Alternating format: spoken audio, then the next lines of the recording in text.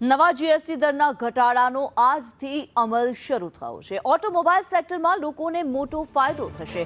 GST 28% ઘટાડી 18% કરી દેવાયો છે। 50,000થી 1.25 લાખ સુધીનો કારમાં ફાયદો થશે। ડેટા અપડેટ થતા 2 દિવસ લાગશે તેવું કહેવામાં આવ્યું છે। પાંચમા નોરતાથી નવા સ્લેબ મુજબ ડિલિવરી કરવામાં આવશે। ગત વર્ષ કરતાં 10થી 15% વેપાર વધવાની આશા પણ વ્યક્ત કરવામાં આવી છે।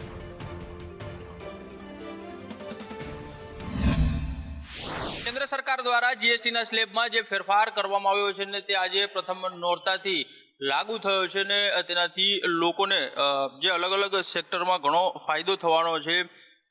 महत्वनुं छे के 4 व्हील 2 व्हीलर जे छे आ सेक्टरमां पण मोटो बेनिफिट जे छे ते आ जीएसटी ना स्लेबमां फेरफार जे थयो छे तेनाथी थवानो छे। जिनमय शाह आपणी साथे छे के जो शोरूम ना मालिक छे तेनी साथे वात करीशुं। शुं कहेशो सर, जीएसटी ना स्लेब में फेरफार थयो ने आजथी ते अमली थयो छे। 4 व्हील नी वात करीए तो કેટલો ફેરફાર છે અને બેનિફિટ લોકોને કેટલો મળશે? સૌથી પહેલાં બધાને પહેલાં નોરતાની શુભકામનાઓ। કન્સેપ્ટ હુન્ડાઈ થકી હું આપના માધ્યમથી કહેવા માગું છું કે જે મોદી સરકારે જીએસટી 2.0નો સ્લેબ કર્યો છે એમાં હુન્ડાઈની ગાડીઓ નિયોસથી લઈને ટુસોન સુધીમાં 53,000થી લઈને 1,10,000 સુધીના એક શોરૂમના બેનિફિટ છે।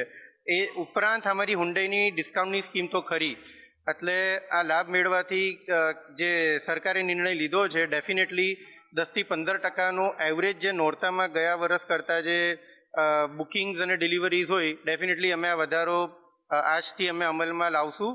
અને કસ્ટમર્સને એક્સપેક્ટેશન સારા છે, પોઝિટિવ માઇન્ડસેટ છે અને કસ્ટમર્સો આવકાર્ય બી છે આ નિર્ણયનો। અમે આશા રાખીએ છીએ કે 10થી 15%ના આસપાસનો જે એવરેજ સેલ હોય છે એના કરતાં વધારો થાય। તો જે પ્રમાણે જીનમય શાહ જે છે તે કહી રહ્યા છે કે વેચાણ જે છે તેમાં દિવાળી સુધીમાં 10થી 15%નો વધારો જે છે તે જોવા મળશે। જીએસટીની વેબસાઇટ હોય કે પછી અન્ય તેને સંલગ્ન વિભાગોની વેબસાઇટ હોય ને તેમાં હજી આ સ્લેબ જે છે તે અપડેટ થતાં લગભગ 2 દિવસ જેટલો સમય લાગશે। એટલે કે પાંચમા નોરતાથી જો ગ્રાહકો જે છે તે વાહનોની ખરીદી કરે છે તો 10% સ્લેબમાં જે ઘટાડો થયો છે એટલે કે 50,000થી લઈ અને લગભગ 1.25 લાખ રૂપિયા સુધીની જે કિંમત છે તેમાં ઘટાડો જોવા મળશે।